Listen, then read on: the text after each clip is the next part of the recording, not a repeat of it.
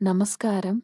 ഈ വീഡിയോയിൽ നമ്മൾ നോക്കാൻ പോകുന്നത് എങ്ങനെ മാർഗ് ERP സോഫ്റ്റ്വെയറിൽ ഫിനാൻഷ്യൽ ഇയർ ബാക്കപ്പ് എടുക്കാം എന്നതിനെക്കുറിച്ചാണ്.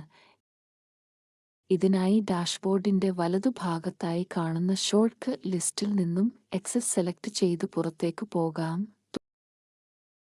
തുടർന്ന് കാണുന്ന കമ്പനിയുടെ ലിസ്റ്റിൽ നിന്നും ആവശ്യമായ കമ്പനി തിരഞ്ഞെടുക്കുക.